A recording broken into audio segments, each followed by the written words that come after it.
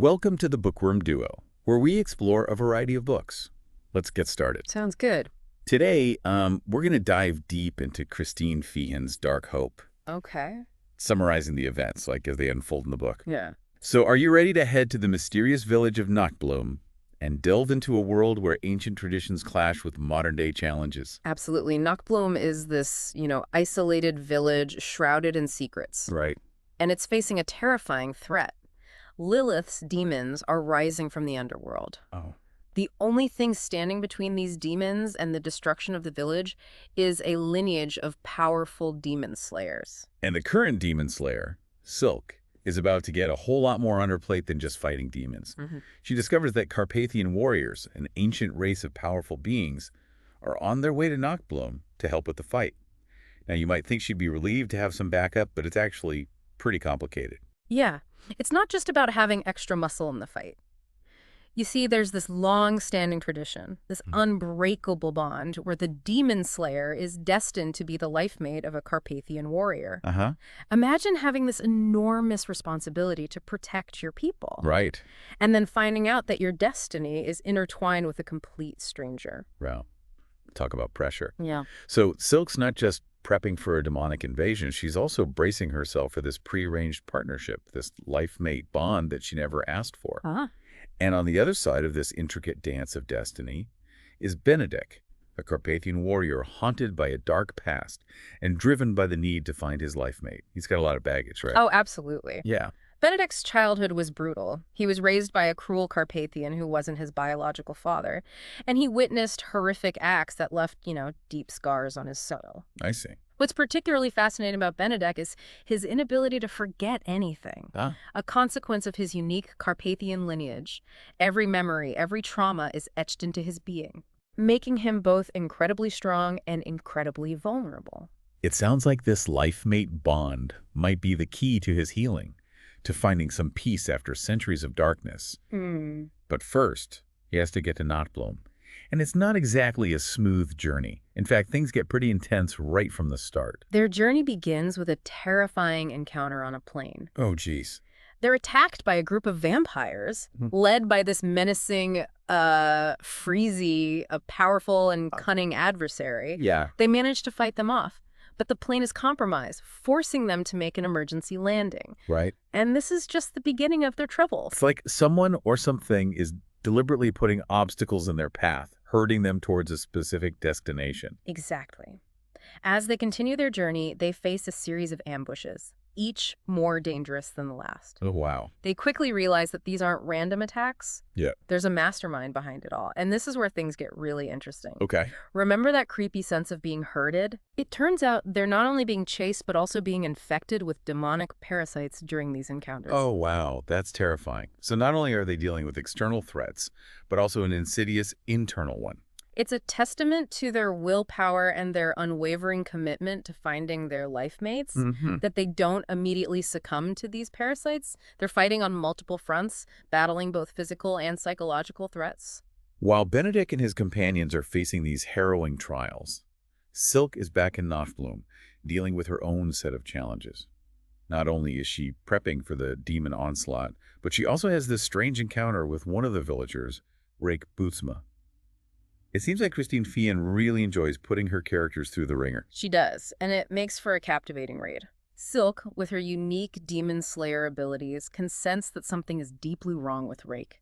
She discovers that he's been infected by a sea serpent demon, a creature that's particularly difficult to deal with. So she's like a demon-fighting doctor diagnosing and treating supernatural ailments. Pretty much, yeah. I love how Feehan brings these everyday aspects of life into this paranormal world. It's not just about epic battles. It's about the personal struggles, the small moments that make these characters feel relatable. Absolutely. There's this scene where Silk is tending to her medicinal plants.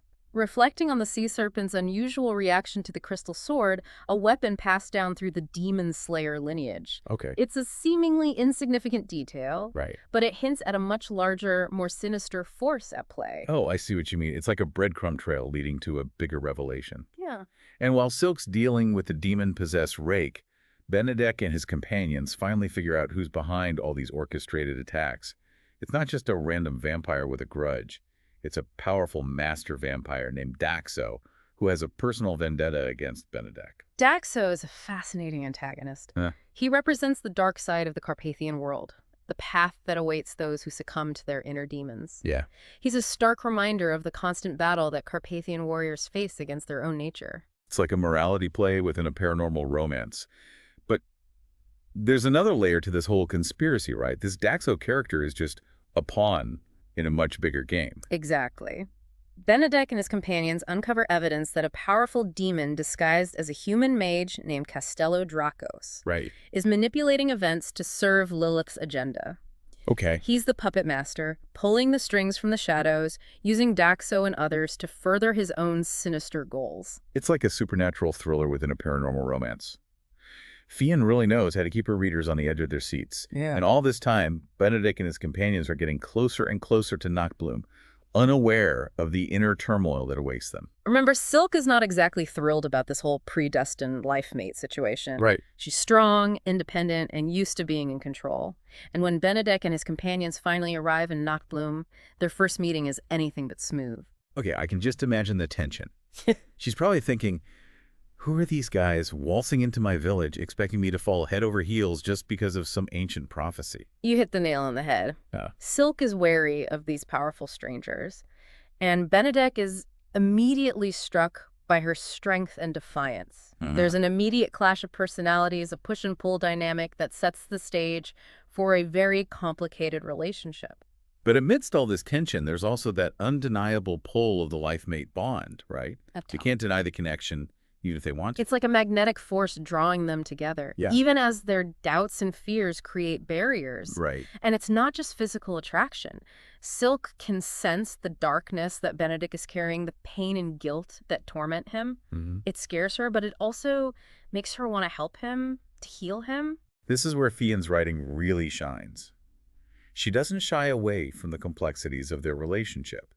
It's not just about falling in love. It's about two strong individuals navigating a bond that is both exhilarating and terrifying. So how does this initial encounter set the stage for the rest of the story? It establishes the central conflict, the battle against Lilith's demons, but also the struggle for Silk and Benedict to find balance in their relationship. It's a delicate dance between duty, tradition, and the powerful bond that draws them together. And in a move that's both practical and, let's face it, a little awkward, Benedict decides to address this whole life-mate situation head-on. He proposes a marriage contract to Silk. Now, you might be thinking, a marriage contract, not exactly the most romantic gesture. Right? But remember, Carpathian culture is steeped in tradition and formality. For Benedict, the contract is a way to ensure Silk's safety and well-being while also acknowledging her independence and strength. It's like he's saying, look, I know this is a lot to process, but I'm committed to this bond and I want to do things right. It's practical, but there's also a sense of respect there, a desire to build trust. Exactly. And Silk, being the strong and independent woman that she is, sees the contract as an opportunity to set boundaries and maintain control over her life. It leads to some fascinating negotiation scenes, with Silk's friend Tora and Benedict's companion Niku acting as mediators. Wow. It's a blend of legal formality and emotional tension that's quite captivating. I love how Feehan doesn't shy away from showing the complexities of their relationship. It's not just about falling head over heels in love. It's about two strong individuals figuring out how to navigate a bond that's both powerful and challenging. But just as they're working through the details of the contract, a new problem arises. Fenja, Silk's adoptive mother and mentor, falls ill. This is a devastating blow for Silka. Fenja is not just her mother, she's her teacher, her confidant, and her rock. Losing her would be like losing a part of herself. It adds a whole new layer of emotional weight to the story. Silk's facing a demonic invasion, a prearranged marriage, and now the potential loss of her only family. That's a lot for anyone to handle. It really is. But in true Christine Feehan style, the drama doesn't stop there. Oh boy. I have a feeling things are about to get even more complicated. But we'll have to pause here and pick up the story in part 2 of our deep dive into Dark Hope. Welcome back to our deep dive into Dark Hope. When we left off, Silk was facing the potential loss of her mother, Fenja, who had fallen gravely ill. It's a race against time as they search for a way to save her. It's heartbreaking to see Silk grappling with this while also preparing for a demonic war and navigating this complex relationship with Benedict. They call upon a group of medicine women, healers who possess ancient wisdom and a deep connection to nature. It's in this desperate attempt to heal Fenja that we're introduced to the fascinating concept of the mycelium network. The mycelium network is this vast, intricate web of fungal threads that run beneath the surface of the earth. It's like nature's internet, connecting trees and plants and allowing them to communicate and share resources. The medicine women can tap into this network, sensing disturbances and drawing upon its power to heal. It's like nature itself is rallying to their aid. But even with the combined power of the medicine women and the mycelium network, there's a sense of foreboding. Fenja's illness is more than just a physical ailment. It's rooted in something darker, something that even their combined powers might not be able to overcome. Right. And amidst this struggle for Fenja's life, Benedek reveals a deeply personal secret to Silk, something that has haunted him for centuries. He shares the truth about his parentage, how he was abducted as a baby and raised by a cruel Carpathian who wasn't his real father. It's a pivotal moment in their relationship. Benedek is baring his soul to Silk, exposing his deepest wounds and vulnerabilities. And Silk, instead of judging him, offers him compassion and understanding. It's a testament to the growing bond between them, a bond that transcends the formality of the marriage contract and speaks to a deeper connection. They're starting to see each other as more than just duty-bound partners. They're sharing their burdens, offering comfort and support in the face of adversity. But just as they're taking tentative steps toward building a genuine connection, the demonic threat that has been looming over them finally explodes into full-blown chaos. A powerful demon named Erlich arrives in Nachtbloom, leading an army of Lilith's minions determined to destroy the village and capture the demon slayer. Erlich's arrival marks a turning point in the story. The stakes are raised, the danger becomes immediate, and Silk and Benedek are forced to put aside their personal struggles to confront this terrifying new enemy. There's this chilling scene where Erlich and his demon horde infiltrate the village, expecting to find unsuspecting victims. But they're met with an eerie silence. It turns out that Silk, anticipating the attack, orchestrated a mass evacuation, using the village's intricate network of tunnels and hidden passages to lead the villagers to safety. It's a brilliant tactical move. Silk has essentially turned Nachtbloom into a ghost town, leaving the demons disoriented and vulnerable. But this is just the first move in a much larger game. The real battle is about to begin, and it's going to take place in the forest surrounding the village. I love how Feehan brings the forest to life in this story. It's not just a backdrop. It's a character in its own right, a living entity that is deeply connected to the demon slayer lineage. It's their home turf, a place of power and ancient magic, and they're ready to use its energy to their advantage. You're right. The forest is alive with protective spirits, mystical creatures, and ancient magic. It's a force to be reckoned with, and Erlich, in his arrogance, underestimates its power. As his troops venture deeper into the forest, they begin to feel its presence, a growing sense of unease that something is watching them, waiting to strike. It's like the forest itself is fighting back, using its own defenses to protect those who honor it. But Silk and her allies aren't just relying on the forest's power. They've been preparing for this battle for centuries, honing their skills and studying their enemies. They're ready for a confrontation. And they have some powerful allies in this fight. Carpathian warriors are formidable opponents with their strength, speed, and deep understanding of vampire and demon weaknesses, but they also have a unique advantage: dragon companions. Dragons. Okay, now things are getting epic. Each Carpathian warrior, including Silk, has a dragon companion bound to them through a deep, ancient connection. These dragons are magnificent creatures capable of flight, fire-breathing, and incredible feats of strength. They're a vital part of the Carpathian world, and their presence in the battle against Erlich's forces tips the scales in favor of the defenders. It's like Feehan has created this whole ecosystem of supernatural beings, each with its own unique role to play in the fight against evil. You've got demon slayers, Carpathian warriors, dragons, medicine women tapping into the power of the mycelium network. It's a fantastic blend of mythology, fantasy, and paranormal romance. And as the battle rages, we see these alliances tested, friendships forged, and sacrifices made. It's a chaotic, intense, and beautifully written scene that really captures the epic scope of the war. But amidst all this action, there's a disturbing detail that emerges, something that threatens to undermine everything they're fighting for. Remember those demonic parasites that infected Benedek and his companions during their journey to Nockbloom? Oh, right, the ones that whispered temptations and amplified their darker urges. What about them? Don't tell me. Silk's been infected too. You got it. It happened during her encounter with the sea serpent demon, and the parasite is starting to take hold, amplifying her darker urges and whispering temptations to turn vampire. This is a nightmare scenario. She's not only fighting a demonic army, but she's also fighting a battle within herself. It's a race against time to defeat Ehrlich and resist the parasite's influence before it consumes her. And to make matters worse, they discover that Ehrlich isn't just a mindless demon following Lilith's orders. He has his own agenda, his own ambitions, and he's not above betraying his mistress to achieve his goals. So they're not just facing a demonic invasion, they're facing a power struggle within the demonic ranks. It's like a game of supernatural chess, with Silk and her allies caught in the middle. Exactly. And just when it seems like Silk has gained the upper hand in her confrontation with Ehrlich, he uses a poisoned dagger to strike her down. It's a devastating blow, leaving her life hanging in the balance. Oh no. This is terrible. What happens next? Benedek is faced with an impossible choice. He can watch the woman he loves die, or he can use his Carpathian powers to convert her into one of his kind, knowing that it might condemn her to an eternity of darkness. It's a decision that will change their lives forever. A choice that could either save Silk or destroy her. What a cliffhanger. I can't wait to find out what happens next. But we'll have to pause here and pick up the story in part 3 of our deep dive into Dark Hope. Welcome back to the final part of our deep dive into Dark Hope. When we left off, Silk was on the brink of death, poisoned by the demon Ehrlich. Right. And Benedek was faced with this seriously heart-wrenching decision. Yeah. Did he choose to save her, and if so, at what cost? Well, Benedek, driven by his love for Silk and, unable to bear the thought of losing her, makes the agonizing decision to convert her into a Carpathian. Wow. It's a risky move, fraught with uncertainty as converting a human.